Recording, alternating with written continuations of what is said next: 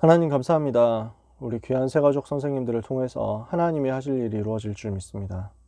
교회와 현장이 살아나게 하옵시고 고등부 랩런트들이 현장에서 살아남는 자 되도록 우리의 작은 헌신이 쓰임받게 하여 주시옵소서. 제자를 찾고 제자를 세우며 제자를 파송하는 일이 우리의 사역이 되기를 기도합니다. 짧은 시간이지만 복음 누리고 집중하는 가운데 영적인 큰 힘을 얻으며 우리가 관련되어 있는 새가족 랩런트들의 현장에 하나님의 나라가 임하게 하여 주시옵소서. 예수 그리스도의 이름으로 기도합니다. 아멘. 예수님의 전도 계획 우리가 말씀 나누고 있습니다. 오늘은 부녀입니다. 평소에 잘 쓰는 말은 아니죠. 부녀라는 말은 좀 만들어진 말인데 나눌 분이고요. 줄여입니다. 그래서 나누어 준다라는 뜻이죠. 무엇을 나누어 준다는 말이냐? 성령을 나누어 주셨다라는 것입니다. 예수님이 하신 사역이었습니다. 요한복음 20장 19절에서 23절까지 제가 읽어드릴게요. 오늘 본문이 20장 22절인데 무슨 배경인지 간단하게 말씀드릴게요. 요한복음 20장 19절에서 23절 제가 읽습니다. 이날 곧 안식 후 첫날 저녁 때 제자들이 유대인들을 두려워하여 모인 곳에 문들을 닫았더니 예수께서 오사 가운데 서서 이르시되 너희에게 평강이 있을지어다. 이 말씀을 하시고 손과 옆구리를 보이시니 제자들이 주를 보고 기뻐하더라. 예수께서 또 이르시되 너희에게 평강이 있을지어다. 아버지께서 나를 보내신 것 같이 나도 너희를 보내노라. 이 말씀을 하시고 그들을 향하사 숨을 내쉬며 이르시되 성령을 받으라. 너희가 누구의 죄든지 사하면 사하여질 것이요 누구의 죄든지 그대로 두면 그대로 있으리라 하시니라. 아멘. 안식 후 첫날이 언제입니까? 주일인데 여기서 말하는 안식 후 첫날은 예수님이 부활하신 날입니다. 부활하신 날 아침에 새벽에 이제 막달라 마리아가 예수님 부활하신 것을 만났죠. 이 사실을 가지고 그 제자들에게 얘기했는데 안 믿는 사람도 있고 믿는 사람도 있고 뛰어가 보니까 무덤은 이제 비어 있고 뭐 이런 상황이었어요. 정확하게 말하면 막달라 마리아가 가서 무덤에 가보니까 무덤이 비었거든요.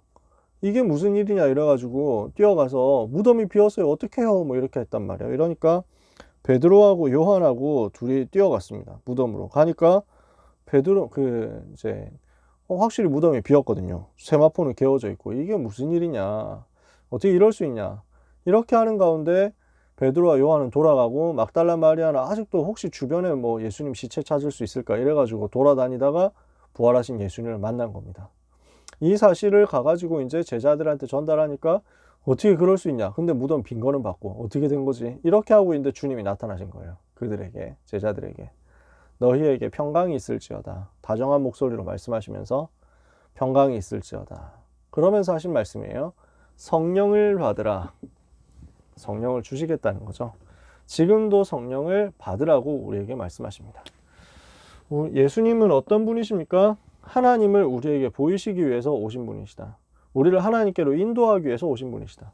그래서 베드로전서 3장 18절에 이와 같이 그리스도께서도 한 번 죄를 위하여 죽으사 의인으로서 불의한 자를 대신하셨으니 이는 우리를 하나님 앞으로 인도하려 하심이라. 요한복음 14장 6절 내가 곧 길이요 진리요 생명이니 나로 말미암지 않고는 아버지께로 올 자가 없느니라. 예수님이 우리를 하나님께로 인도하시기 위해서 오셨어요. 주님의 관심은 곧 하나님의 관심입니다. 그래서 하나님을 우리에게 보여주시는 분이 바로 예수님이시다. 그래서 예수님이 서는 곳은 하나님이 관심을 가지는 곳이고, 예수님이 우시는 것은 하나님이 슬퍼하시는 것이고, 예수님이 기뻐하시는 것은 하나님이 기뻐하시는 것이다. 하나님을 보여주시고 하나님을 알게 하신 그것이 예수님의 사역이었습니다. 그래서 우리는 뭘 봐야 되냐? 예수님의 공생의 3년을 봐야 되겠다. 왜? 공생의 3년 동안 예수님이 하신 것은요, 예수님이 하신 사역은 전부 하나님의 최대 관심이란 말이에요. 하나님이 무엇을 우리에게 원하시느냐 하는 것을 보여주는 시간표가 공생의 3년이었다. 그러므로 공생의 3년 동안 한 걸음 한 걸음, 한 시간 한 시간이 다 의미 있고 귀중하죠. 그동안 우리에게 무엇을 보여주셨느냐 하는 것이 너무 중요합니다. 여기에 대해서 우리가 관심을 가지고 집중적으로 탐구를 해야 되는 거죠. 그러면 이 동안에 무엇을 하셨냐? 예수님은 기도만 하는 사람 원치 않으셨어요. 현장으로 가라는 거죠. 성경만 보는 사람을 원치 않으셨어요. 현장에서 살리라는 거죠. 근데 단순히 전도만 하는 사람을 원치 않으셨어요. 무슨 말입니까? 예수님은 제자와 성도들에게 부녀의 원리를 깨닫게 하는데 전생애를 쏟으셨다. 무슨 말이에요? 말이 좀 어렵죠? 쉽게 말하면 내가 너와 함께 하겠다 라는 것을 깨닫게 하신 것입니다. 근데 무엇으로 함께 하겠다고 하느냐? 성령으로 함께 하시고 권능을 주셔서 내보내신 거예요. 예수님이 제자들을 현장으로 파송해가지고 전도 체험하도록 만들었어요. 근데 그냥 보내시지 않았어요. 반드시 권능을 주시고 보냈어요.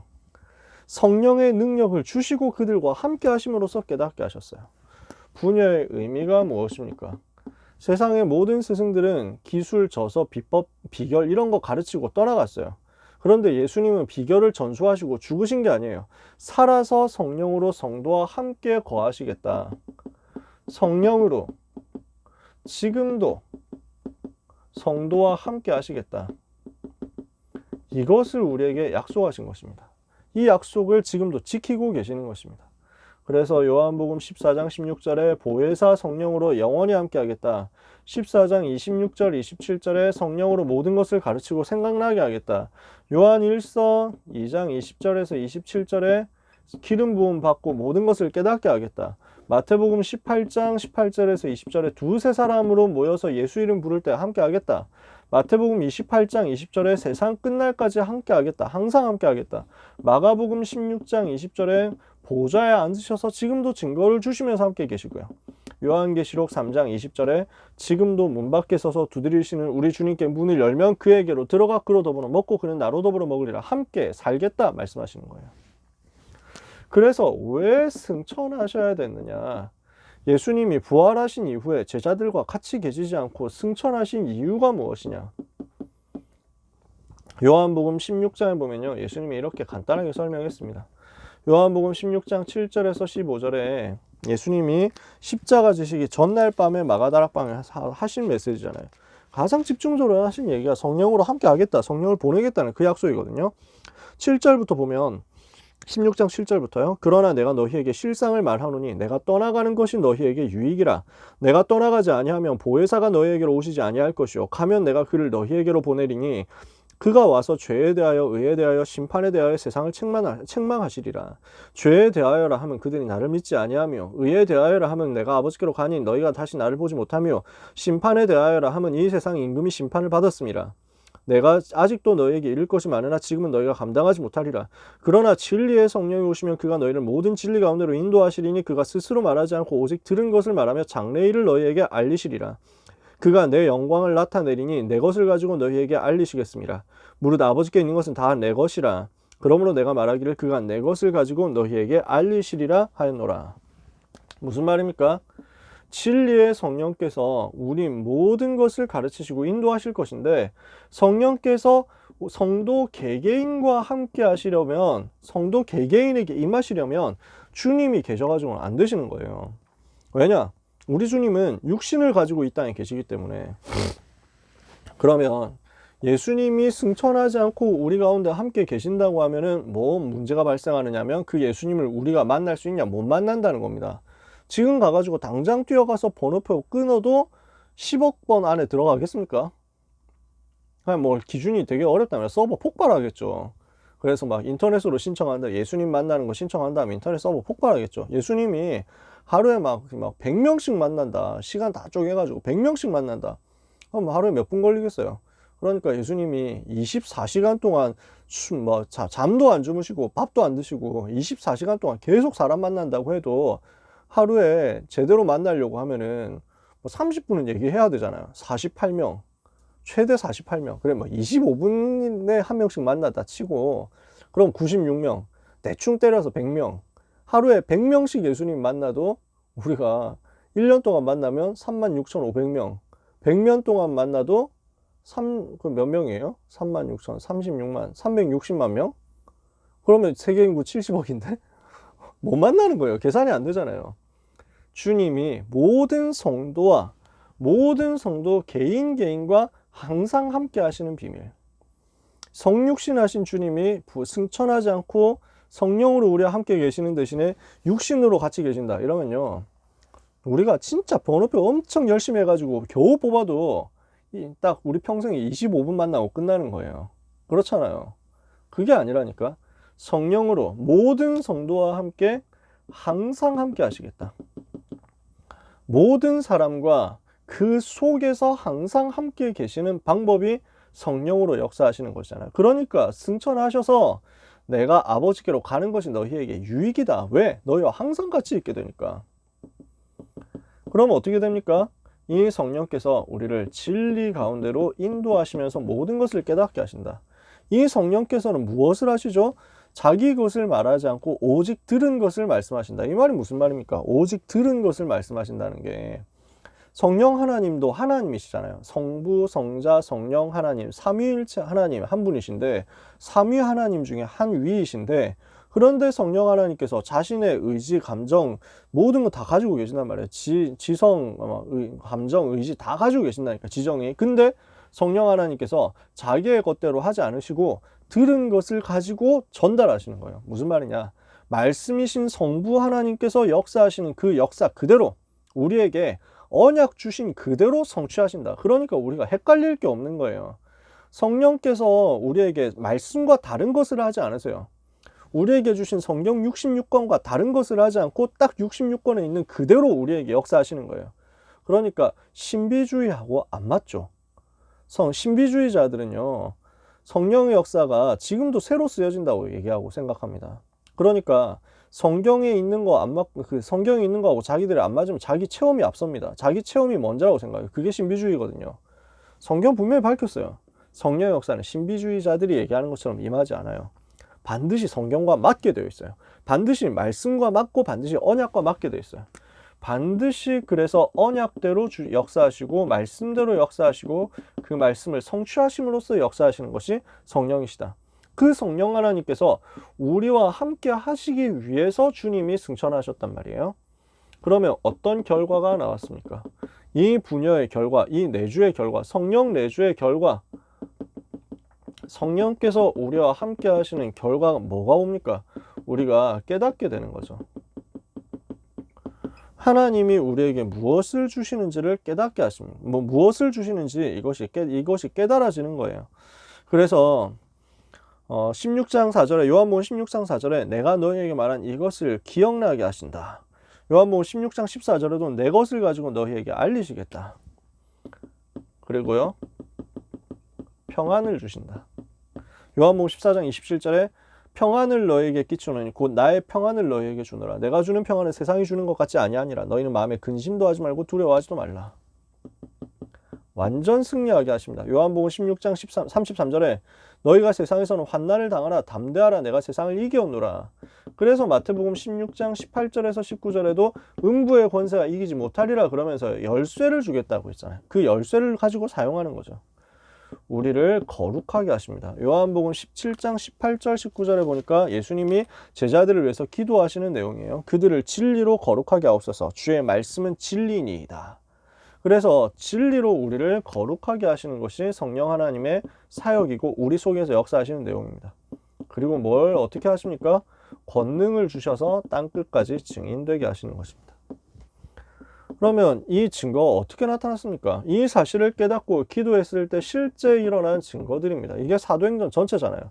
확신과 권능이 맺습니다. 사도행전 2장 1절에서 5절. 마가다락방에 성령께서 충만하게 임하셨죠. 표적과 기사가 나타났습니다. 주님이 직접 행하셨어요. 사도행전 3장 1절 10절. 안진뱅이가 일어났지 않습니까?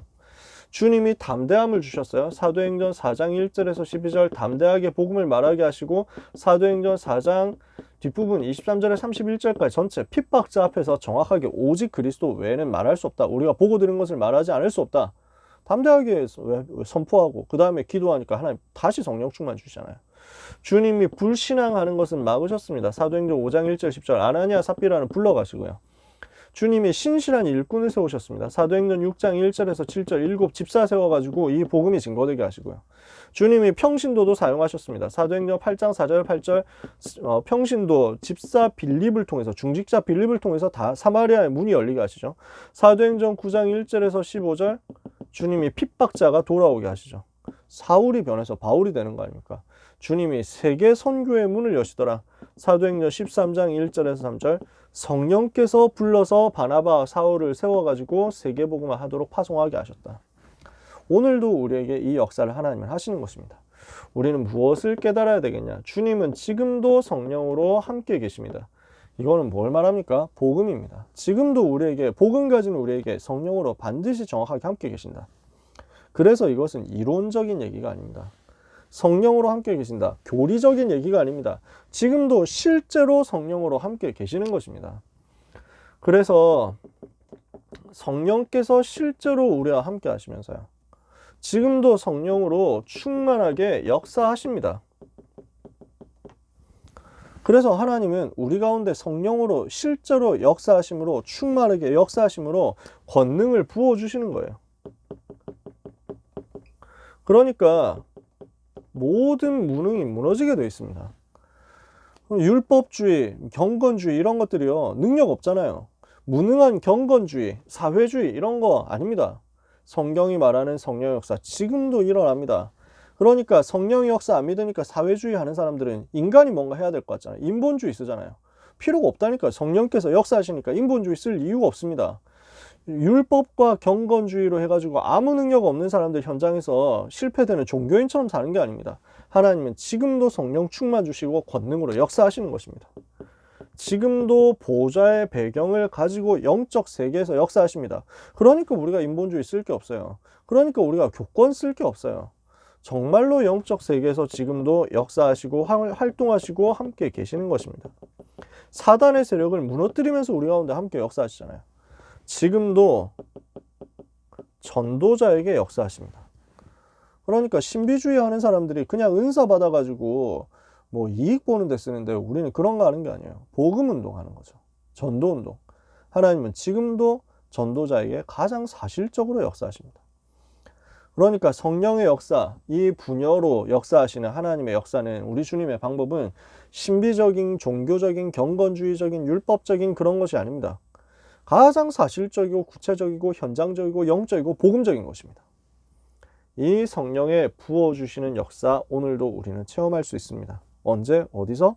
날마다 전도 현장에서요. 그래서 이 축복을 여러분이 마음에 담고 기도하면서 승리하시기를 예수님의 이름으로 축복합니다. 기도하겠습니다. 하나님 감사합니다. 늦은 밤까지 말씀 붙잡고 기도하는 귀한 선생님들에게 세계 복음화 할 수 있는 성령의 역사를 약속대로 허락하여 주시옵소서. 반드시 성령을 보내서 함께 하겠다 약속하신 주님. 그 약속대로 초대교회 전도자들의 역사하시며 지금까지 교회사의 전도자들의 역사하셨던 주님이 오늘 동일하게 우리에게 역사하실 줄 믿습니다. 성령으로 함께 하시고 성령으로 인도하시는 하나님께서 성령으로 충만케 하사 우리와 관련되어 있는 새가족 렘넌트들의 현장에 역사해 주시옵소서. 우리가 사역하고 있는 그 현장에 역사하여 주옵소서.